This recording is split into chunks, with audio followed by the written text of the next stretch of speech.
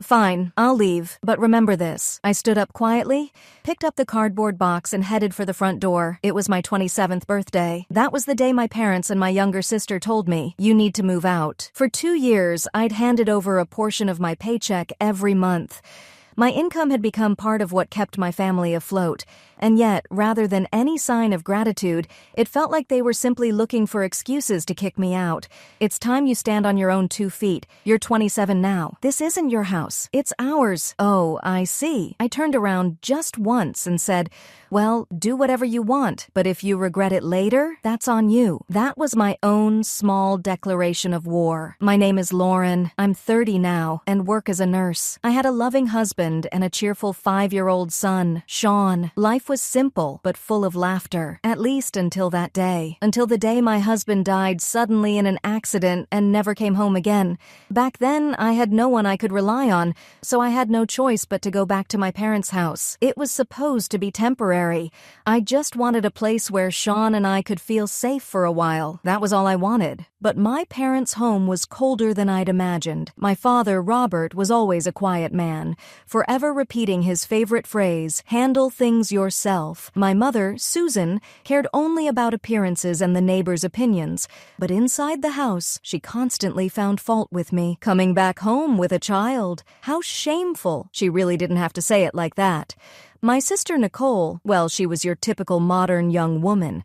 24, going to college, partying every night with her phone in hand. Whenever she got a new designer bag, she'd say with a bright, innocent smile, you should buy something like this too. Meanwhile, I was racking my brain over how to afford groceries for my son. Both my parents looked at me as if I was a stranger. We're not exactly rolling in money, you know. With more mouths to feed, it's a strain on the budget. Nicole's tuition is still expensive too, so you'll need to contribute properly to the household each month. I couldn't say anything back to my mother. I understand. As a nurse, I worked hard every day. Even with night shifts, my salary barely covered the basics.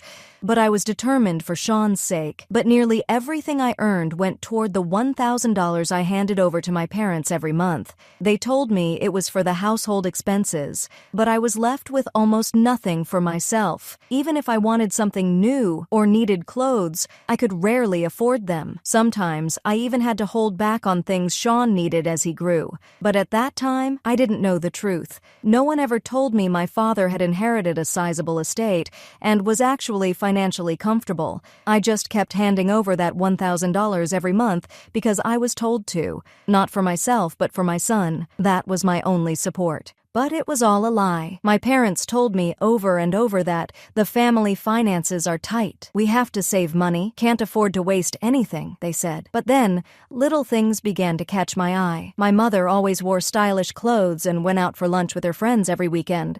My father bought himself a new set of golf clubs and seemed to be spending a lot on gas for his car. And most of all, I couldn't ignore the photos Nicole posted on social media. While I was struggling to rebuild our lives, my sister was living like a princess. Designer brand outfits, expensive gadgets, shopping sprees. One day, a package arrived for Nicole. Inside was a brand new, high-end designer handbag. I finally got it! Isn't it gorgeous? Nicole hugged the bag with a dreamy look on her face. Good for you, Nicole. You must have worked part-time to buy it, right? I asked her without much thought. Even if you're short on cash, working hard for something special is a good thing.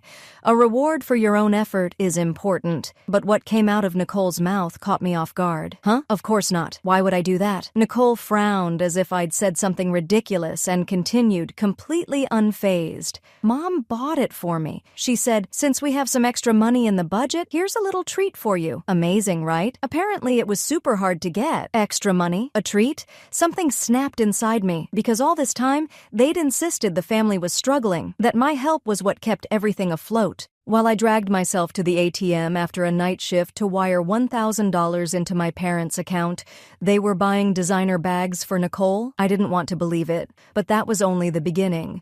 That night, I couldn't sleep. As I watched Sean's sleeping face beside me, a storm of unease stirred in my chest. Extra money? A treat?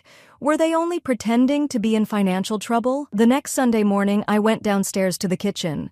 My mother was reading a magazine, sipping tea. My father was at his computer, typing something. "Good morning," I greeted. My mother turned and smiled. "Good morning. I didn't make breakfast for you two today. There should be some leftover bread from yesterday." Of course. That was how it always was. Sean and I usually got the leftovers or were expected to fend for ourselves. But that afternoon, I saw something that I could hardly believe. "Well, I'm heading out now. Tonight's seafood buffet. Can't wait," my mother said happily. "Will you be back tomorrow? Don't push yourself, okay?" My father smiled as he handed her the car keys. "Wait, a buffet?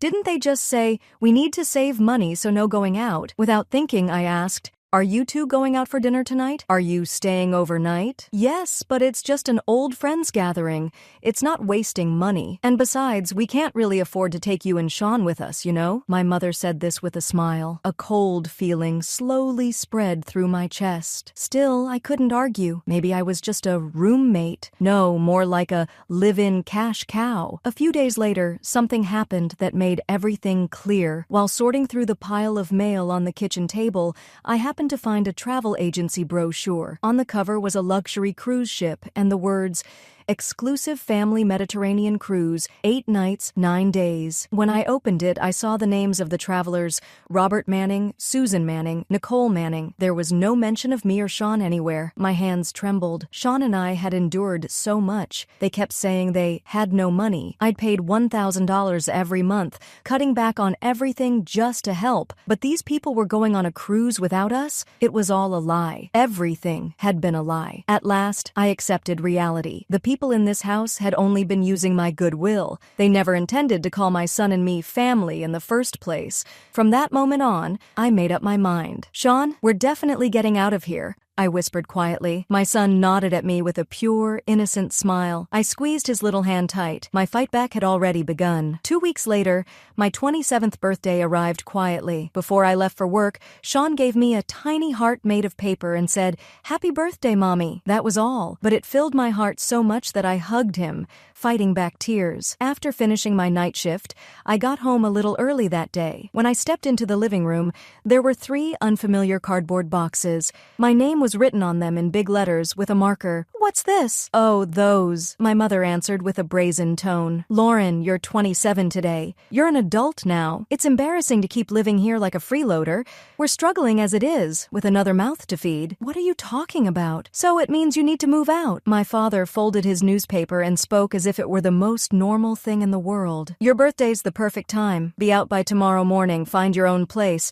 You're an adult. If we have one less leech, our finances will improve." Something inside me broke with a sound. "Are you serious?" "Of course." Nicole poked her head out from the sofa. "And what's with that 'look what I've sacrificed' face? You're just paying $1,000 a month. You have no idea how much trouble we've gone through for you and your kid." I was stunned. For almost 2 years, I'd paid the household bills every month, picked up extra shifts on weekends, and lost sleep to support them. I'd forced Sean to make do with less.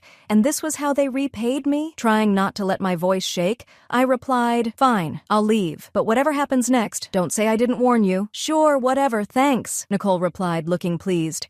"See, once you and Sean are gone, we can enjoy next month's cruise with no worries." I didn't say anything else. No, I couldn't. I just took Sean's hand and quietly returned to our room. Our things were already packed. All my clothes, my keepsake photos, everything had been shoved into those boxes, without my permission, without even telling me. I was nothing but an outsider. That night, I sat on the bed, sleepless, huddled close to Sean. A full moon hung quietly in the sky outside the window, but I didn't cry anymore. Not out of frustration, not out of anger, not out of fear. All of those feelings had turned into a single, unwavering resolve. I'll prove them wrong. You and I deserve to be happy. Looking at Sean's sleeping face, I made a small vow. The next morning, I took Sean and left that house behind. A neighbor let me rent a small room for a while, and I managed to get by day to day, continuing my work as a nurse. The apartment was tiny and old. At night, the pipes would groan loudly, but I actually finally found a certain comfort in this little space. Most of all, I was simply grateful to sleep beside Sean,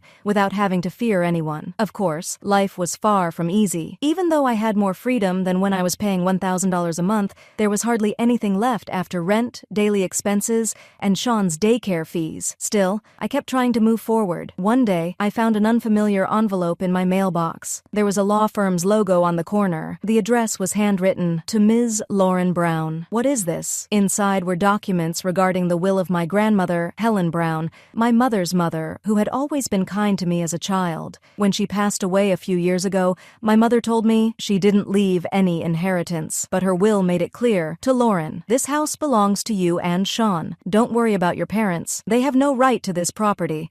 The deed has already been transferred. Please follow the instructions of my attorney." Included was a copy of the property registry with a name I could hardly believe. Owner, Lauren Brown. This address? That's my family home? The words slipped out of my mouth. I checked the papers again and again. There was no mistake. That luxury house where my parents and Nicole still lived was in my name. I immediately called the lawyer whose card was included. "Ms. Helen Brown transferred the ownership to you before she passed away. That single-family home where your parents currently reside is legally yours." I was speechless. That house belongs to me? Still reeling from the shock, I explained my situation. The attorney gave a small, knowing laugh. "I see. Most likely, your parents have no idea about this. There was no obvious inheritance left in Ms. Helen Brown's estate. That's probably why your parents assumed the inheritance process was finished and continued living there without suspicion. So they never even checked the title?" "Exactly. Several months before her passing, Ms. Helen Brown transferred the house into your name, without telling the rest of your family. That's just like her. My grandmother, quietly but surely, left me what truly mattered. She clearly didn't intend for them to have the house.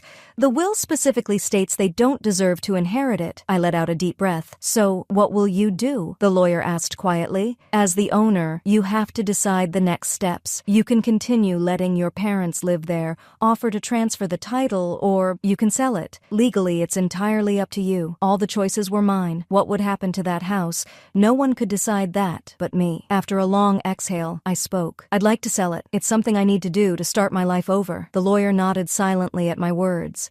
"Understood. I'll begin the sale process on your behalf. The current market value is about $920,000. The location is excellent, so I expect we'll find a buyer quickly." He calmly began preparing the necessary paperwork. As I watched, I felt the heavy weight inside my chest finally begin to dissolve. At last, I was free from the chains called family that had bound me for so long. While the sale went through, I took Sean by the hand and moved to another state, a new environment, a new life. Not glamorous, but for the first time, I felt I was truly living for myself. Exactly 1 week later, as I was making pancakes for Sean in the morning light, I received an email from the lawyer on my phone. "Update. The sale of the Brown residence has been completed. The property was sold for your asking price of $920,000.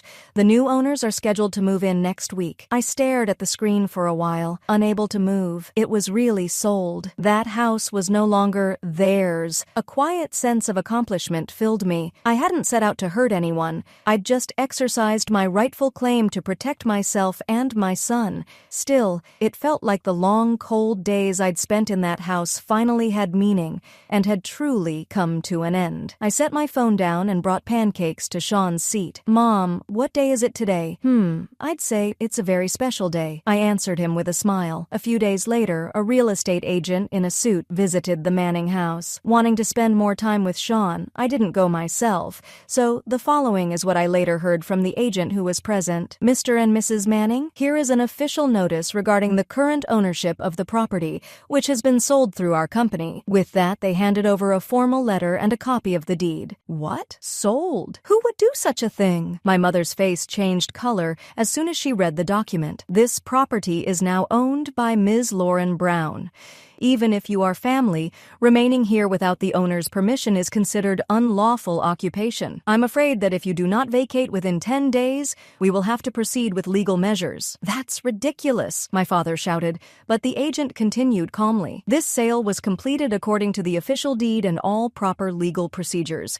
If you have any objections, please contact the law firm listed here. However, if you continue to occupy the premises, please understand you may be subject to a claim for damages under unlawful occupation. Lauren did this behind our backs. My mother's hands were trembling. Nicole just stood in the entryway, mouth agape. It was clear that none of them had known a thing, but that was exactly the approach I had chosen. Not to attack them with shouting or blame, but to confront them with reality through the force of law and facts. That was my answer. Even after receiving the official notice from the real estate agent, my parents seemed to think it was just some kind of threat. How could Lauren, our own daughter, sell our house behind our backs? This is outrageous. I'll complain to the lawyer. This was my mother's house. Do you know how many decades we've lived here? They protested desperately, but the law was merciless. 10 days passed, and finally the new owners arrived with moving trucks. Hey, wait a minute. We never agreed to leave yet, my father shouted, his voice raised. But it was as if no one present even heard him. Outside the gate, 2 large trucks were parked. The movers silently carried furniture, appliances, and carpets into the house. Item after item of the new owner's belongings disappeared inside. And then, this sofa's on the disposal list, right?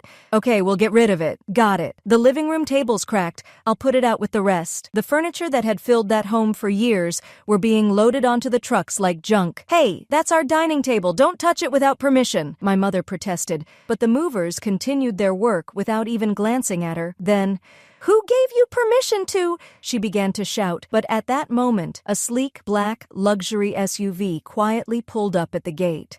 Out stepped a stylish, middle-aged woman in a Chanel tweed jacket. Behind her was a poodle with a pearl necklace and a dignified man who looked like a butler. Oh my, the interior is even more outdated than I imagined. Everything needs to be redone. Make the arrangements, please, she instructed her butler as she removed her sunglasses, deliberately looking around the room. You... What? The former residents? You're still here? The deed has already been transferred, and your move-out deadline is long past, you know. But you can't just spring this on us. Spring this on you? She gave a mocking smile. The notice should have arrived over a month ago. If you can't read, shall I read it out loud for you here and now? The butler, without a word, took the deed and eviction notice from his bag and presented them right in front of my parents. They were at a loss for words. Their lips quivered, but nothing came out. And, the woman added, turning to one of the movers, "You can get rid of everything in this room. I can't stand using furniture other people have touched." Understood. We'll handle it according to the abandoned property list. Wait, you can't. Dad, stop it. They'll call the police. Nicole tugged on my father's sleeve in a pale face. He tried to say something more, but there was no strength left in his voice. By now he must have realized that nothing they said would change anything. My mother just stood there, stunned, watching their belongings carried out from the entryway. Her favorite sofa, the dining set, the large houseplant from the living room, and then, "Please, just not that. Please don't take that away," she cried out as the movers approached the small display shelf holding a photo of my grandmother, Helen. One of the movers glanced over. "This little shelf can be treated as a personal keepsake and left for you to take," he said quietly. My mother staggered over and hugged the photo frame to her chest. My father gathered a few fishing rods from the garage, and Nicole rushed downstairs clutching a bag from her room. That was all they had left. Soon, the first truck was empty, and the new owner's furniture was arranged in the rooms. The inside of the house would never look like it did in their memories again. Then, standing at the door, the butler addressed the 3 of them in a calm voice. "Thank you for your cooperation. You won't need your keys any longer, so I'll take them now. Please leave the premises." At those words, my father finally sank to his knees. "Helen, that old hag, how could she do this to us?" My father groaned, while my mother stood silent at his side, clutching the photo frame and looking up at the sky. Finally, in a voice barely above a whisper, she muttered, "Maybe this is just the payback for what we did to Lauren." She didn't say it for anyone to hear, just as if she was speaking to herself. Nicole flinched at her words. Silence fell over them. It was as if all the lies and exploitation they had piled up over the years had finally come due at that very moment. About a month had passed, and I was finally getting used to life in the little town where I'd started over. One day, a letter arrived in my apartment mailbox. The sender, written in careful handwriting, was Susan Manning, my mother. "Dear Lauren, I still haven't been able to come to terms with what happened. It's been several days since everything changed so suddenly, and at first I was overwhelmed with confusion, anger, and shock. But now I've realized something truly important. I should have listened to you sooner, how hard you worked, and how much you tried to protect Sean. For a long time, we took advantage of your kindness. Instead of simply saying thank you, somewhere along the way, we started to treat it as if it was only natural. I regret deeply that we placed the burdens of money, time, and worry on your shoulders. Now, Nicole has started working part-time, and little by little, she's learning to stand on her own feet. Your father is finally beginning to accept reality as well.